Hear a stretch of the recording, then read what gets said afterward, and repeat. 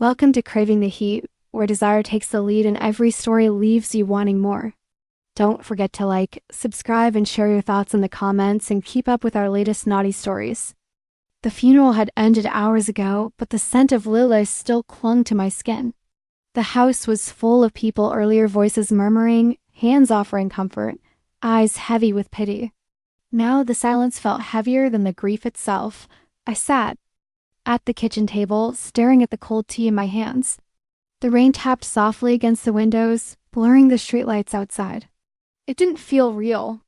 Just last week, James was alive, laughing, planning our trip for the summer. And now he was a framed photograph surrounded by flowers in the living room. The doorbell rang. I wasn't expecting anyone. When I opened it, Mark stood there. He looked as wrecked as I felt, eyes bloodshot, hair damp from the rain. He had been James's best friend since childhood, the one who knew every story about him before I did. I couldn't leave without making sure you were okay, he said. Quietly, I stepped aside and he came in, carrying the cold damp of the night with him. For a while, we didn't talk. We just sat in the living room, listening to the sound of the rain and the occasional creak of the old house. He was my brother, Mark said finally, his voice cracking. And I promised him years ago that if anything ever happened to him, I'd take care of you. It was such a simple sentence, but it undid me. The tears came fast, and I didn't even try to stop them. Mark moved closer, not saying anything, just letting me cry into his shoulder. His warmth felt like a lifeline in the cold emptiness that had swallowed the room. The days that followed blurred together.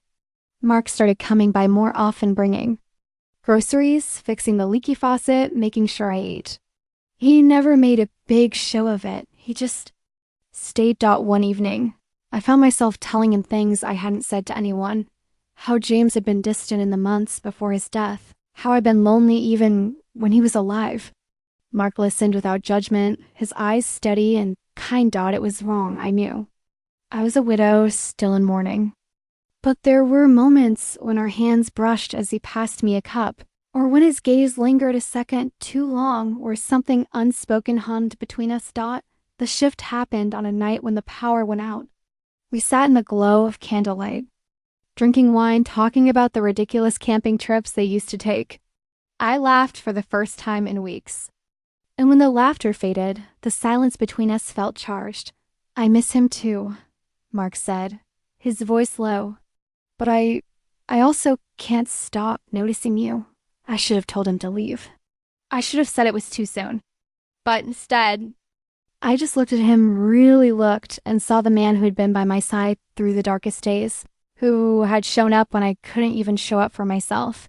He leaned forward, hesitant, giving me a chance to pull away. I didn't. The kiss was slow, almost trembling, like we both knew we were crossing a line that could never be uncrossed. But it wasn't desperate, it was something deeper, a recognition that we were both clinging to the only familiar warmth. Left in our lives. From that night on, Mark became more than just James's best friend.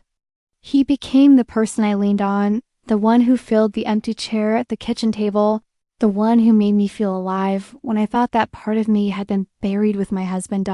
It wasn't simple, and it wasn't without guilt. Sometimes I'd wake in the night, tangled in sheets and his arms, wondering if James would hate me for this. Other times, I'd think maybe, just maybe, he'd be glad I wasn't alone. Months later, as the leaves turned gold outside, Mark took my hand while we sat on the porch.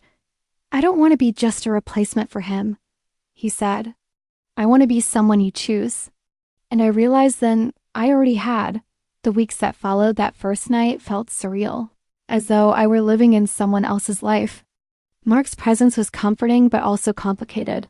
He didn't push, he didn't demand.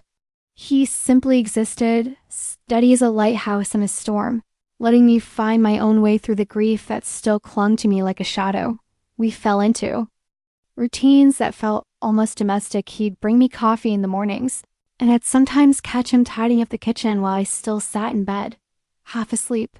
We laughed at old memories of James, swapped stories, sometimes cried together. But always underneath the surface, There was a growing awareness. What we were doing wasn't just comfort, it was desire. Slow and inevitable, built on shared grief and long-held trust. One rainy afternoon, I was sorting through James's old books when Mark came into the room.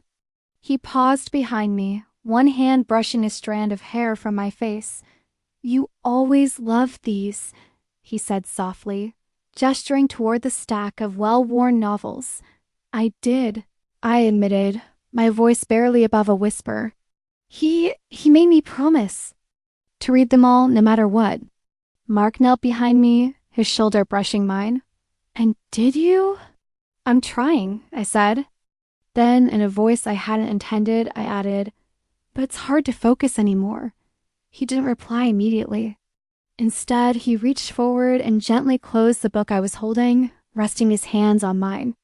The contact was electric, not the wild, reckless kind of passion, but the subtle, insistent heat that comes from someone knowing your heart in ways no one else does. That night, we ate dinner quietly, the candles flickering against the wall. Afterwards, he asked if I wanted to watch a movie. I agreed, though I knew the distraction was secondary. We ended up on the couch, sitting close enough that our thighs touched. At first, it was just comfort, a shared warmth. But as the film played, the tension between us grew, subtle and undeniable. At one point, Mark's hand brushed against mine. Neither of us pulled away. He leaned toward me slowly, as if giving me the choice, and I tilted my head, letting him close the last distance. Our lips met in a kiss that was at once tender and charged with the weight of everything we'd endured. It was intimate, a melding of grief, longing, and the kind of passionate love that sneaks in when you least expect it. Afterward, we stayed like that, pressed together, listening to the rain drumming against the roof. I realized something vital. It wasn't about replacing James. It was about filling a void I hadn't understood existed until Mark arrived. Days turned into weeks, and our relationship deepened.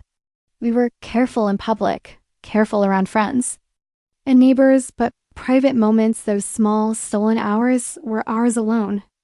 Every smile, every lingering touch became more intense because of the secrecy. One evening, while organizing some of James's things in the attic, Mark accidentally knocked over a photo frame. We bent down together to pick it up, our heads almost touching. A quiet laugh escaped both of us. The closeness, the laughter, the shared memory, all of it built a bridge that neither of us could deny. "Do you ever think about the future?" I asked, my voice low. He hesitated, then said, "I think about it every day, with you, but I don't want to rush you. I just want you to know I'll be here." His honesty hit me in a way that nothing else had since James's death. In that moment, I realized I'd already been leaning on him in ways I hadn't admitted to myself. Our bond became a mixture of quiet domesticity and explosive passion. Mornings were soft, full of coffee and gentle kisses. Nights were more intense, often lingering long after the house had gone dark. The line between grief and desire blurred, and sometimes I wondered if we were allowed to feel this happiness, this connection. But happiness came with tension. Friends and family occasionally dropped by, and Mark's role as James's best friend made every visit complicated. People spoke in hushed tones, eyes flicking to us as they're searching for signs of betrayal. Every glance from the outside world reminded us of the risk we were taking, and that tension only made our private moments more fervent. One night, after a particularly tense day, Mark held me close on the porch as the wind picked up. "I know it's messy," he said, voice low, "and I know people will judge, but I can't stop loving you. Not now, not ever." I rested my head on his shoulder, feeling the warmth radiate from him, the same warmth that had saved me on that first night of grief. "I don't know how this will work," I admitted, "but I do know I don't want to lose you." And in the rain-soaked darkness, wrapped in each other's arms, it didn't matter that the world outside was complicated. All that mattered was that we had each other, and for the first time in months, I believed I could move forward without leaving a part of my heart behind. The days ahead would not be simple. There would be moments of doubt, guilt, and fear. But there would also be love, passionate, quiet, consuming, and real. And that love, I realized, was worth every risk. Weeks turned into months, and our lives became a delicate dance between the past and the present. Every morning, I woke with the memory of James, the ache of his absence still raw, yet tempered by the warmth of Mark beside me. There was a strange comfort in that duality, remembering James with love and loving Mark in a way I hadn't anticipated. Mark never pushed. He didn't try to replace James, he knew he couldn't, and he never pretended to. Instead, he offered himself in small ways, a hand to steady me when I felt unsteady, coffee in the mornings with a knowing glance, and long, quiet evenings where words were unnecessary. Every touch, every look was a subtle affirmation of something, deeper than desire, a bond that was becoming impossible to ignore. One evening, after a long day at work, I returned home to find Mark in the kitchen, chopping vegetables for dinner. The soft hum of music filled the space, and the aroma of garlic and herbs made the room feel like home. He looked up and smiled, the kind of smile that made my chest tighten. "You've been quiet today," he said, setting the knife down and walking toward me. "I'm just tired," I murmured, leaning against the counter. He reached out, brushing a strand of hair from my face. His touch lingered, warm and grounding. "You know, you don't have to be strong all the time," he whispered. I felt the tears sting my eyes, the grief I'd been holding back for months threatening to spill over. Mark didn't say anything. He simply pulled me close, holding me in the kitchen as if we were the only two people in the world. That night, we moved to the living room, curling up on the couch. Our conversation was minimal, punctuated by long pauses and the quiet sound of our breathing. But there was a tension, a closeness that was undeniable. Eventually, his hand found mine, fingers intertwining with a natural familiarity that made my heart race. "I can't stop thinking about you," he admitted softly, his lips brushing the top of my head. "I know it's complicated, but I need you." "I know," I whispered, pressing my forehead to his chest. "I need you too. I don't know if I'm ready for everything that comes with it." Mark's arms tightened around me. "We'll take it one step at a time," he promised. "No rush, no pressure. Just us." And for a while, that was enough. As the months passed, our relationship grew stronger, more intimate. We shared laughter, memories, and even moments of playful teasing that reminded me of the simple joys of life. But the shadow of James's memory was never far. I would sometimes catch myself staring at old photographs, feeling a pang of guilt, only to have Mark's hand find mine, grounding me in the present. One rainy afternoon, we decided to take a walk in the nearby park. The clouds hung low and the air smelled of wet earth and leaves.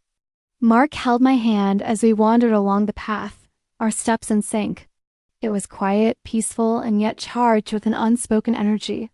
"Do you ever think about what comes next?" I asked, breaking the silence. "All the time," he admitted. "But I want it to be with you on your terms. Not anyone else's, not even mine if I'm honest." I squeezed his hand, feeling the weight of his words. "I want that too," I said. I'm scared of letting go completely." "Then don't let go all at once," he said with a smile. "We'll figure it out together." That evening, back at home, the rain tapping softly against the windows, we sat close on the couch, wrapped in blankets. Our conversation faded into silence, replaced by gentle touches and shared warmth. The intimacy between us was no longer just physical, it was emotional, a deep connection forged through shared grief, trust, and slowly love. Months later, I found myself planning my first solo trip since James's death, with Mark's encouragement. He insisted on helping me pack, teasing me about overpacking clothes and forgetting essentials. The playful banter reminded me that life still held moments of joy, even amidst the lingering sorrow. On the morning of my departure, he hugged me tightly, lingering longer than necessary. "Promise me something?" he asked, voice low. "What?" I replied, heart fluttering. "Promise me that no matter what happens, we'll be honest with each other, that we'll face everything together." "I promise. I whispered, feeling the sincerity in his gaze as I boarded the train. I realized something profound. Life was unpredictable, messy, and often painful. But love in its many forms could still be found even in the most unexpected places. Mark had entered my life at a time of grief, and through patience, care, and quiet passion, he had become someone I couldn't imagine living without Dot, and for the first time in a long time, I allowed myself to hope not just for happiness, but for a love that was real, lasting, and fiercely ours. The following months became a careful, balancing act between grief, guilt, and desire. Mark and I found ourselves navigating a world that seemed to demand propriety while our hearts defied it. Every touch, every glance was charged with the knowledge of what had been lost and what had been unexpectedly found. One evening, I came home to find Mark sitting at the kitchen table, a single candle flickering between us. The room smelled faintly of vanilla and baked apples, a scent that immediately calmed something in my chest. He didn't speak at first, simply gestured for me to sit across from him. "I've been thinking," he said softly, finally breaking the silence. "We can't keep hiding like this. Not from ourselves and not from the world forever." I looked down at my hands, twisting the rings on my fingers nervously. "I know, but it's complicated. People will talk. You're my husband's best friend. Everyone will see this as betrayal." Mark reached across the table, covering my hands with his. "I don't care what anyone thinks. I care about us, about what we feel, and I feel alive with you. Like I've been waiting for this moment without even realizing it." I swallowed hard, my chest tightening. The words he said resonated deep within me. He was offering something I hadn't allowed myself to hope for. Love that was patient, passionate, and entirely devoted. That night, we moved to the living room, the candlelight softening the sharp edges of the world outside. Mark pulled me onto the couch, his hands cradling my face. Our lips met in a kiss that was both tender and urgent, a combination of longing and reassurance. Hours passed without thought to anything beyond the warmth of his arms and the sound of his voice whispering my name. Days turned into weeks, and slowly the fear of judgment began to ebb. We began living more openly, not fully public, but with fewer shadows between us. Friends noticed the subtle changes, the way Mark lingered when I entered a room, the gentle familiarity in his touch. Some questioned it, some assumed it was grief bonding, but none truly knew the depth of our connection. One afternoon, we decided to take a trip to the countryside, escaping the weight of the city and its expectations. The rolling hills and open skies felt liberating, a space where the past and future blurred into the present. We walked along a quiet trail, the sun casting golden light on everything it touched. Mark held my hand, fingers lacing with mine naturally, a small gesture that carried profound meaning. "I think about James sometimes," I admitted, my voice breaking slightly.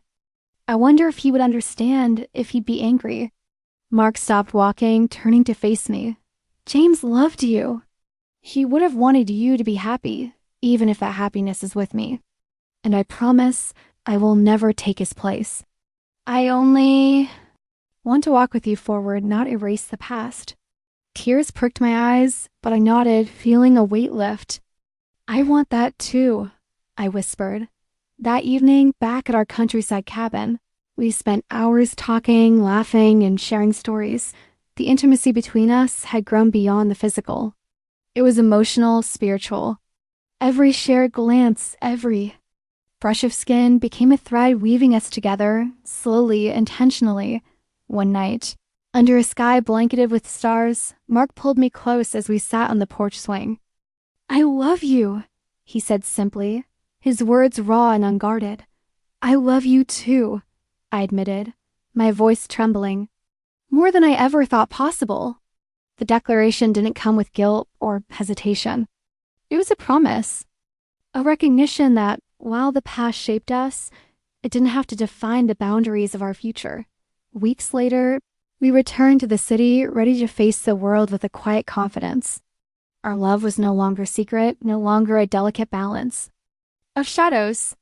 It had become a living, breathing force, one that demanded attention, care, and above all, honesty. We began rebuilding our lives, side by side.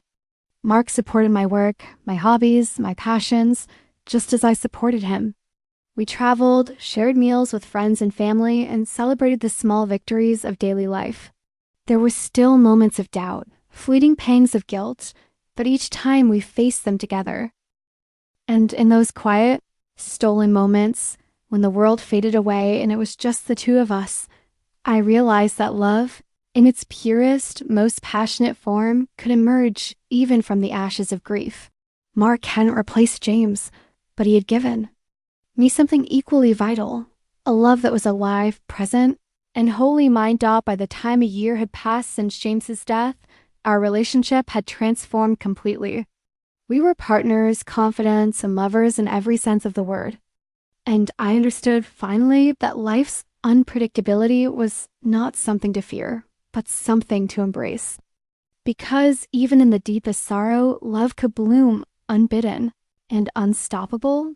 The months that followed were a blur of emotion, grief, guilt, desire, and love all tangled together in ways I had never imagined possible. Mark and I had settled into a rhythm that balanced secrecy with intensity. Every touch, every look, every word carried a weight that was both exhilarating and terrifying. The world outside could wait. All that mattered was the quiet storm building between us. One rainy evening, I found myself curled up on the couch with a blanket around my shoulders, the soft patter of raindrops against the window creating a rhythm that seemed to echo my heartbeat. Mark sat beside me, close enough that our legs brushed, and the air between us was thick with unspoken words. "I can't believe how much I've missed this." He murmured, his hand brushing a stray lock of hair from my face. The touch sent a shiver through me, one I welcomed, needing more than I dared admit. I didn't think it could feel this intense, I confessed, my voice barely above a whisper. Every moment with you feels like it's magnified, like the world has disappeared. He leaned closer, capturing my lips in a kiss that was both gentle and demanding, a kiss that spoke of longing that had been simmering for months.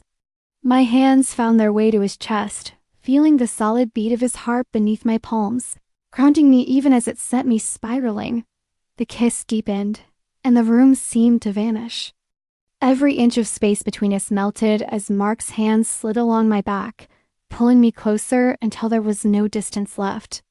I responded instinctively, my body arching into his, my fingers threading through his hair as if I could anchor myself to him and never let go. Hours passed without thought to time. Candles flickered, shadows danced on the walls, and our whispers mingled with the sound of rain outside. Every touch was electric, every sigh and murmur a confession of the desire we had tried to keep at bay for so long. Mark's lips traced a path along my neck, each kiss igniting a fire that made me ache to feel him closer, to let go of every restraint. Later, we lay tangled together, limbs entwined, our breathing slowing only slightly as we held on to each other. "I never thought I could feel like this again," I admitted, my cheek pressed to his chest. "Not after everything." "Love doesn't care about timing," he said softly, pressing a kiss to my temple. "It finds you when you need it most, even if you're not ready." The intensity of our bond became our secret world. Days were filled with the normal rhythms of life work, errands, social obligations, but nights were ours alone, private and all-consuming. We explored every facet of our connection, from quiet, intimate conversations to passionate embraces that left us both breathless and trembling. One weekend, Mark surprised me with a getaway to a secluded cabin by the lake. The isolation felt like a protective bubble, a place where nothing existed beyond the two of us.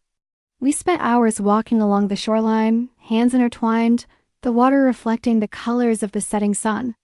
The intimacy of silence, broken only by the gentle lapping of waves, made every touch more electric. That evening, inside the cabin, Mark pulled me close by the fire. The warmth of the flames mirrored the heat building between us, and our kisses became urgent, desperate, and yet tender. Clothing became unnecessary as the world outside ceased to exist. Each touch was a declaration, each sigh a testament to the love we had found in the most unexpected of places. "I don't want to hide anymore," he whispered against my lips, his voice low and filled with hunger. "I want all of you. Every part of you. I want that too," I breathed, my hands exploring the familiar, thrilling landscape of his body. I've never wanted anything more. Our passion that night was unrelenting, a dance of fire and devotion. Every kiss, every touch, every whispered word wove us together more tightly than before. When we finally collapsed against each other, spent and entwined, I realized that the love we shared was no longer just an escape, it was life itself. The days that followed were a mixture of exhilaration and tension, society's expectations, the lingering memory of loss, and the shadow of the past loomed over us, yet our love remained a constant, unshakable force. We began to dream together not just about stolen moments, but a shared future. A home filled with laughter, intimacy, and unwavering trust. One evening, as we lay in bed wrapped around each other, Mark traced lazy patterns across my back. "I want to wake up next to you every morning," he said, his voice husky with emotion. "To share everything, the joy, the sorrow, everything." Tears perked my eyes as I held him closer. "I want that too, more than anything." And in that moment, I understood that passionate love, a kind that burns and heals simultaneously, had chosen us. It had risen from the shadows of grief, from the delicate threads of a forbidden connection, and transformed into something beautiful, unrelenting, and wholly ours.